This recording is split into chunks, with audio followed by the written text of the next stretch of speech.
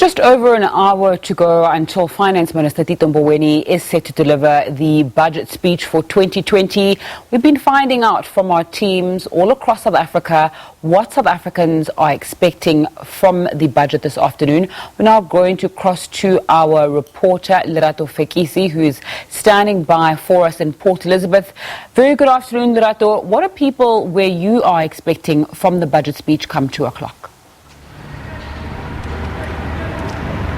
I think that the most of the young people here in the Eastern Cape are really praying for a miracle, Zinga.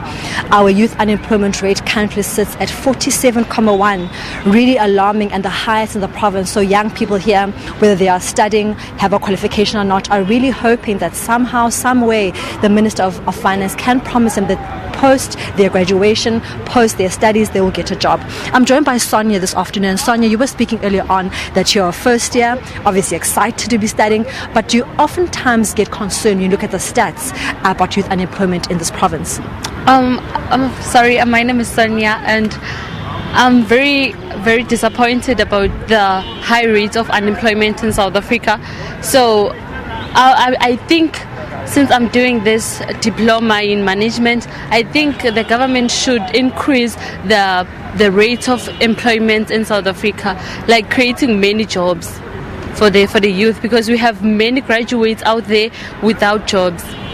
And what course are you studying? You told me that in your course, public management, I think you said that you're studying currently about the stats of youth unemployment. When you study such things, don't they concern you as someone who's studying and you see for yourself the reality for young people in this country? It does. It really does. That's why I'm passionate to learn how to create job opportunities and like create my business in order to like employ other people, maybe to employ young youth with some business-minded opportunities, maybe, yeah. Awesome. I know that you have to rush to class, so you can quickly rush to class.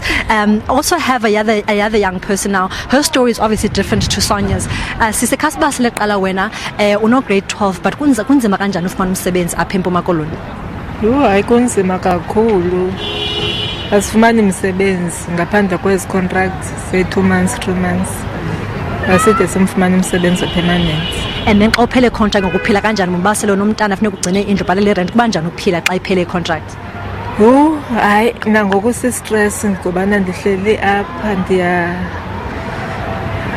angikwazi nje uphila. So wenza njani ke ngoku xa uphele contract uphila njani ngoku xa ulinde enye contract iphinde iqale kwakhona? Ndine-stress nangoku ndiyacinga into yobana mandithini na ndiqale ndiphinde ndifake i-CV zam because kuphele i-contract ngoku ndiye ngakwazi umanage usapota abantwana bam nobhatala irent. Urhulumente mhlawumbi njengomntu omtsha ufuna urhulumente anenzele ntoni ukudila le ngxaki yentswelangqesho? Hayi at least mba unosinika imisebenzi epermanent, avule i-permanent position kuphele le nto yezithenda. Njengomntu uyabona ikamva apha kuMzantsi Afrika njengomntu omtsha apha eSouth Africa? Alikho, andiliboni tu. Ndinewari ngabantwana bethu abasezakhula nabo bazaphinda badinga imisebenzi. Andiboni future. Well, that was Kanya, who's an unemployed youth. She says that she gets by surviving on contracts, the EPWP contracts, which last for 2 months and then come to an end. She has 2 children she has to support. She has rent she has to pay. And when we found her, she's actually sitting down and she really looked concerned. And I asked her, can I just speak to you? And she said, you know what, I'd love to speak because I, like every other young person, have got so many things that I want to achieve for my life.